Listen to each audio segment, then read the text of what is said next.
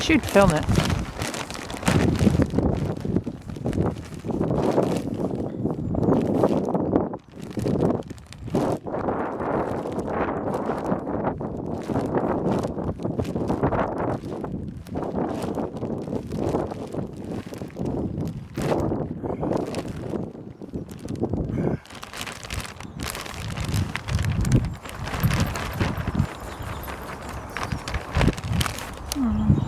Doesn't have to be right at the top, does it?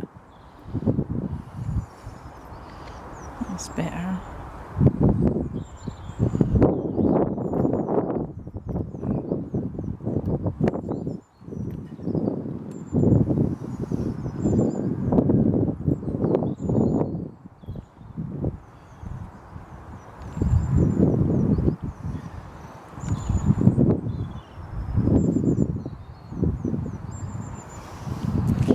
Yeah, that'll be fine. Max! Maxie! You'd like to dig in there, wouldn't you?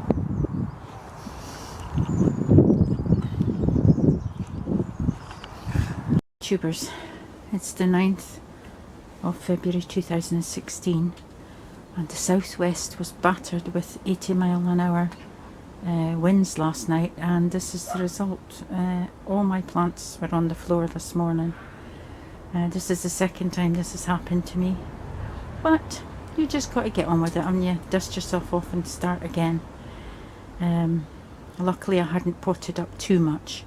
I did manage to save my onions, but a lot of my flowers were just destroyed.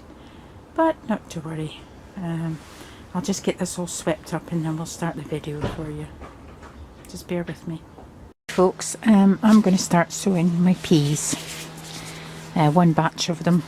And the peas that I've gone for this year, as every year, is Hurst Green Shaft. I've actually got 2 of those. I've got some Kelvedon Wonder. Probably about 50 of those, and I've got the Monge 2P Oregon Sugar Pod. We had them last year. They were lovely, absolutely delicious. So it says that you can sow them in February. Can be sown in February. I don't know if you can see that. Yeah, so that's what I'm going to do, and I'm going to sow them in these toilet roll holders, and once I've done all that I'll get back to you, because you don't want to see me doing all that. So what I'm going to do now is I'm going to pot up some of the Russell lupins that I winter sowed. Now I could leave them in this pot here for quite a while, and they can get quite tall, but I'm thinking because they're quite a hardy sort of plant, they'll do well in the polytunnel, and they'll grow probably quicker if I put them in the individual pots. Now I have done quite a bit of sowing, and I did think that I'd switched the camera on, but I hadn't. But not to worry, I'll go over what I've done. After I finish this, I'll go over and show you what it is I've been doing. Okay, so just bear with me and I'll fill up these pots, and then I'll get back to you when I've done that. Up on what I did, I sowed the peas.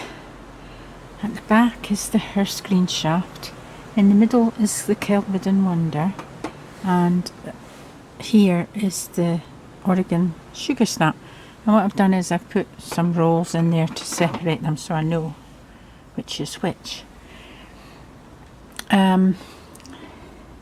These are some of the ones that I managed to save out of the other polytunnel.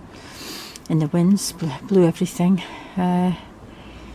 Anyway, we did the onions. The Stuttgarter giant onions. The reason being the sets is because my onion seeds were ruined in that disaster I just had, so it's sets now. I do have Red Baron sets planted, and they're okay. Also, I just did the lupins, and I also did some cornflower. Now these were my own seeds, cornflower. As you see, I've just planted them in little clumps, but I can thin them out, you know, as and when. I don't need a lot of cornflowers. 8 cornflowers would be plenty enough for the allotment bed. So that's what I've done today. These ones up here, thankfully I didn't put them in the other polytunnel, because this polytunnel was okay. There was no damage or anything in here, so I put them up here. So that was the other Russell lupins, the ones that I winter sowed. They were a little bit further on. The Malva Sabrina, which was in the big polytunnel all winter, is done really well. So, and the hollyhocks at the back. So not too much of a disaster, just mainly a clean up job that I've got to do. So, oh well, we as gardeners have to expect some disasters as well as our successes, so no worries. So I'll get back to you in a bit. Back inside the house now, back in the warmth, and I was watching Samo the pot gardener's video the other day, and he was saying that his tomatoes are 4 inches tall and they've got trusses on. Well, I wanted to show him what I do with mine. I have a truss on this one. I'll just zoom in and let you see. There we are. There. But my tomatoes were getting too big. So what I did was, if I zoom out, you might be able to see a bit better.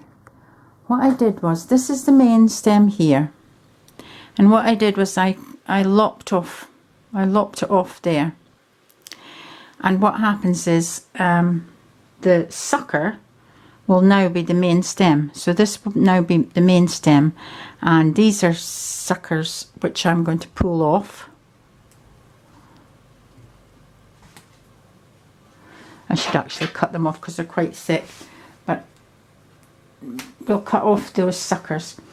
And I'm just going to take off the truss because we don't want tomatoes just yet. And so now it was up to about there. Can you see? You can't see. It was about maybe a foot taller than that. So what I can do now is I can cut this one back to there. So can you see what happens now? The sucker is now the main stem, because it was a way up to about there. So in order to keep it in check, that's what I've done. And I'll show you the other ones in the cupboard now. In the cupboard. And there is some peppers in here as well. A pepper there, because it was growing too big. But they're all doing fine. And I've only potted up a few, but the rest are still in their pots and they're doing all right. There we are. Now I'll show you how my peppers are doing. Give you a quick update on some of the peppers. You're probably sick of seeing these peppers by now. Well, that one you know of. I've got quite a few of them. There's another one over there. That's the one I've been shaking. It's got a few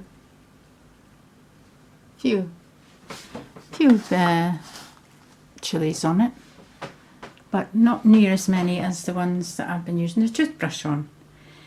This one here is a patio sizzle. It's full of flowers, absolutely loaded of flowers. And I've been using the toothbrush on that, so that should be okay. This one here, the small one, that one's a chocolate habanero. Growing slowly, but that's fine. This one here is a Californian Wonder bell pepper. think you can see just on the top that it's beginning to get the flowers on. And this one here is a yellow hot wax. I put it in a bigger tub, and of course it's growing bigger because it's in a bigger tub. And there's quite a few flowers on that one as well, which I've used a toothbrush on, so hopefully we'll get something out of that. This one here is jalapeno. Got a couple of flowers on, not many, but it's doing all right. And then this one here is cayenne pepper, and it's got quite a few flowers on it. It's quite tall, quite a few flowers on it. Yeah. So they're all doing really well. I mean, I'll give you a quick look in the. They're all growing really well in there. I'm very, very pleased with the results. I'll show you the bottom one. Oh, the chilies under there. So, very, very pleased with the results.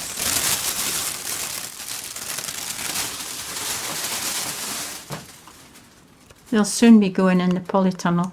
When the weather warms up, I'll put them in the polytunnel. And I'll put them in bigger pots and put them in the polytunnel. So, that's all for now. The peppers that I overwintered. That one is a habanero. I think it's starting to get, might be starting to get chili flowers on it. The one next to it is a bit leggy, but it's jalapeno, I think. And then the one at the end there, that's the Scotch bonnet, but that's quite leggy, as you can see. But they're alive, so we'll get something off of them this year. With a bit of luck. And